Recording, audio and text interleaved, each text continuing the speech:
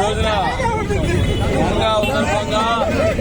నెహ్రూ నగర్ లో భారీ ఎత్తున రంగా అభిమానులు, నాయకులు, అట్లానే తెలుగుదేశం పార్టీ నాయకులు అందరూ కూడా పెద్ద ఎత్తున వచ్చి ఈ రోజున రంగా వర్ధంతి సందర్భంగా పూలమాలలో వేసి శ్రద్ధాంజలి ఘటించారు. ఈ రోజున రంగా గారంటే ఆంధ్రప్రదేశ్ అందరికి కూడా ప్రతి ఒక్కరికి పేదవారికి అండ. పేదవారు ఎక్కడైనా ఇబ్బంది పడుతున్నారంటే మొట్టమొదట స్పందించే వ్యక్తి ఎవరైనా ఉన్నారంటే ఆంధ్రప్రదేశ్ లో రంగా గారు.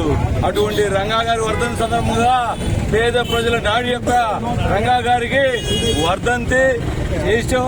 అట్లానే ఈ రోజున నెహ్రూ నగర్ లో కానీ ఆంధ్రప్రదేశ్ లో కానీ ఎక్కడ కూడా వాడలో కూడా ఈ రోజున శ్రద్ధాంజలి ఘటించడానికి, ఈ రోజున ప్రతి ఒక్కరు కూడా మరి వాళ్ళ ప్రేమాభిమానాలు తెలియజేసుకోవడానికి, శ్రద్ధాంజలి ఘటించడానికి పెద్ద ఎత్తున ఉదయం నుంచి కూడా ఒక పండగ వాతావరణంలాగా శ్రద్ధాంజలి ఘటించడం కూడా జరుగుతూ ఉంది.